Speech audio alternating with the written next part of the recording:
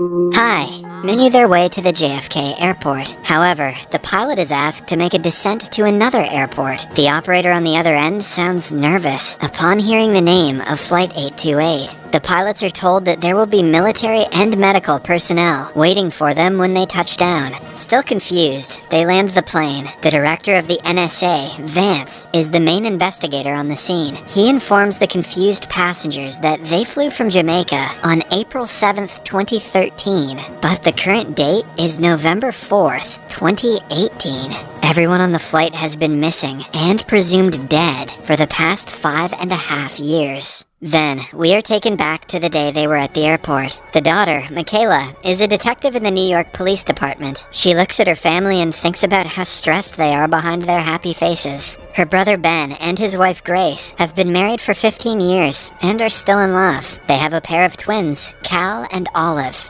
Cal was born with leukemia and has been given 6 months to live. And Olive has a terrible name. Ben and Grace are always worried about their son, helplessly trying to find a way to save him. Then there is Michaela's mother, who is asking her to take a step forward in life and get married. Michaela was recently proposed to by her long-term boyfriend, Jared. She is taking time to give him a reply because she is still recovering from the trauma of something that happened recently. Back in the present, the passengers think this is some kind of sick joke, but they soon realize Vance is being dead serious. Upon further investigation, it is clear that the passengers haven't aged a single day since the departure. The people from NSA expect an answer from the passengers, but they are as clueless as everyone else. They are kept in a camp for the rest of the night and interrogated individually. All their answers are the same. They do not know what happened.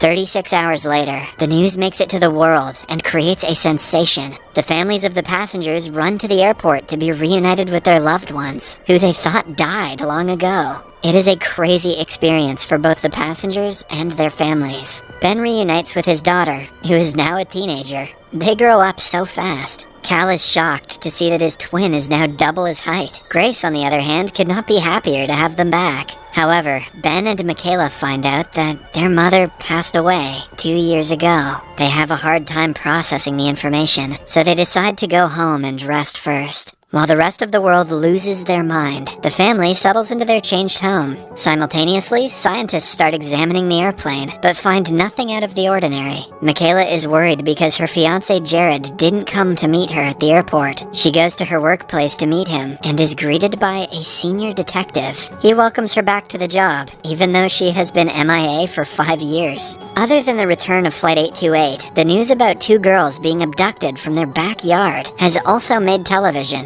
Jared is the lead detective on the case and is very busy. Upon meeting him, Michaela finds out that it is not the only reason he didn't come to meet her. It turns out he married her best friend, Lourdes, last year. Michaela is shocked because Lourdes is a terrible name, and because to her, it has only been 2 days since she and Jared were engaged. The first thing Ben does upon returning home is take Cal to the doctor. Over the years, researchers have found a way to treat his leukemia, which means he can live more than 6 months. The couple can almost not believe the news. Meanwhile, Michaela is returning home on a bus when she hears a voice asking the driver to slow down. The voice is so strong that she yells at the driver and saves a kid's life right before the bus is about to hit him. Then, we are introduced to a medical researcher named Savi. She was also on Flight 828 and is returning to her workplace after 5 years. The research she submitted right before her disappearance has been in practice for the past 2 years and has cured cancer. Her coworkers throw her a surprise party, welcoming her back. The next morning, Michaela goes on a run and comes across 2 dogs barking at her from inside a gate. She hears the calling in her head for the second time. This time, the voice asks her to let them free. She thinks about it for a second before continuing to jog. Hours pass and it gets dark, but the voice doesn't go away.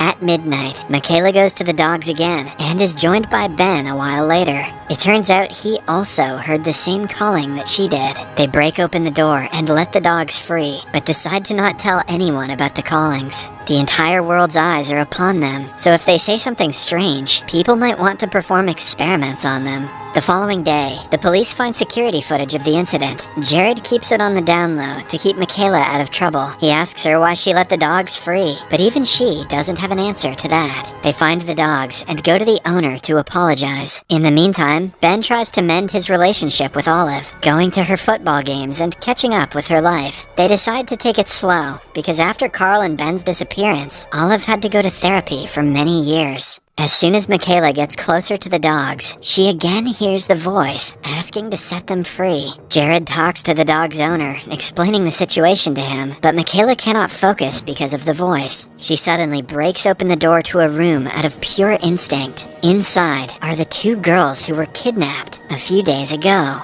The voice had been asking her to set the girls free, not the dogs. Jared is shocked, but he doesn't have time to comprehend what happened, because he has to arrest the kidnapper.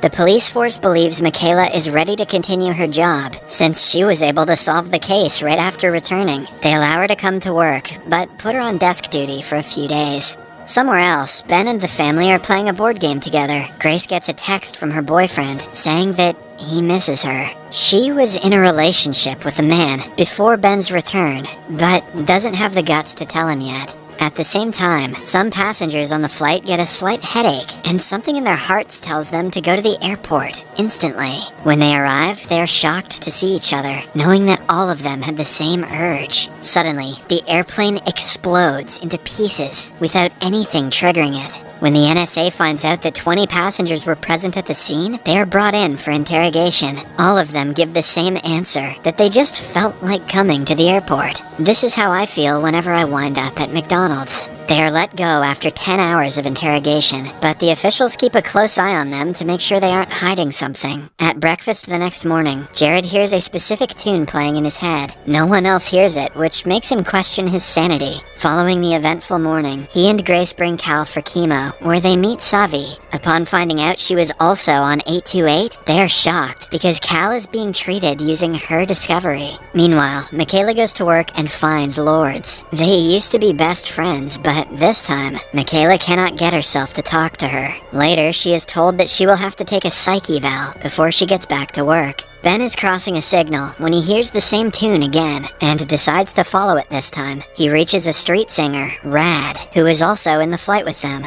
It turns out that Rad left his 13-year-old son with his neighbor when he first boarded the plane. Now he has found out that his son Adio is in jail, but no one is letting the poor man meet him. Jared has been called to help him, which means he has to help Rad. Using the connections in the NYPD, he arranges a meeting between Rad and his son. Adio has been arrested for stealing from a jewelry store he works in, but he insists it wasn't him. The guy might be lying, but something tells Ben that he is not. At home, Ben tells Michaela to keep the callings a secret from Grace as well. He doesn't want her to feel like he is any different from the Ben he was 5 years ago, especially because she has been trying to keep her distance when they are alone together. The next morning, Grace gets a call from her boyfriend who is urging her to tell Ben the truth. As she is explaining the situation to him, Michaela hears her. She promises not to tell Ben, but asks Grace to quickly figure out what she wants to do. Later, Michaela digs into Adio's case and finds out that all evidence points towards him being the culprit, since there is no sign of forced entry, and he used a false ID to get the job. Rad goes to talk to him one more time, but Adio insists it wasn't him.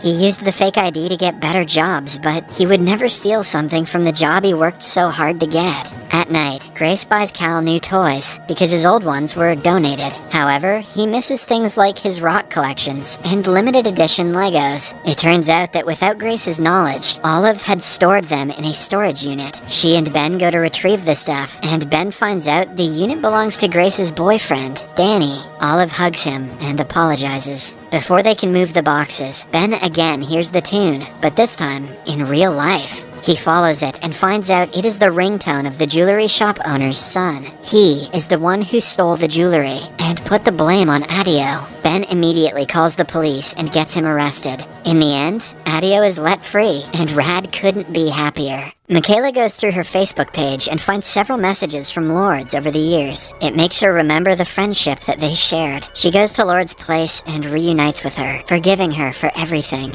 Somewhere else, Ben confronts Grace about her love affair. He doesn't blame Grace for being with someone else to get over the pain of losing her husband and child. Grace is grateful to have such an understanding man as her husband. After that, we are introduced to Kelly, one of the 828 passengers who has been the most vocal about what happened to them. She goes on interviews and blames the government for hiding something. Then, when she is watching the news at night, someone shoots her dead. In just a few hours, her house is surrounded by police. Ben also finds out about it through the news and asks the family to be careful of strangers because the death might have been related to her being a passenger. He gets a call from Savvy, who says that she has found an undiscovered protein in Cal's blood that wasn't there before the return. They decide to keep it a secret before she can do more research to find out what exactly it is. Following the call, Michaela and Ben go to Kelly's house to investigate the murder. However, they are interrupted by Vance, who kicks them out because the matter related to Flight 828 is a matter of national security. Outside, they meet Kelly's husband, Taylor, who says that his wife had a calling yesterday. Before they ask him more about it, he walks away. Michaela has also been hearing the phrase, "own your truth," repeatedly in her head. She hears Kelly say the same thing in her interview and realizes that she is meant to find Kelly's killer. Later, she and Ben go to talk to Taylor, who is preparing for the funeral. He thinks that Kelly was killed because of the interviews, and so does the maid. When they start to receive guests, the siblings see themselves out. However, this reminds Michaela of her friend Evie's death. A few months before the disappearance of the flight, Michaela was in a car accident with Evie. Evie died in the crash, and since Michaela was driving, she never forgave herself. To own her truth, she goes to Evie's parents' home and finds her mother. The last time Michaela was here, she was kicked out because the couple didn't want to see her. But this time, Beverly invites her in. Michaela soon finds out that she has dementia and still thinks her daughter is alive. Her husband, however, still blames Michaela for Evie's death. After the encounter, Michaela goes to work and meets Jared. He did some digging on Kelly and found out that she and her husband own a downtown mall. Michaela remembers that the maid mentioned a mall while talking about Kelly yesterday. That place might hold the answers that they are looking for. Subscribe for more videos like this, turn on notifications, and leave a like to help the channel out. Thank you for watching.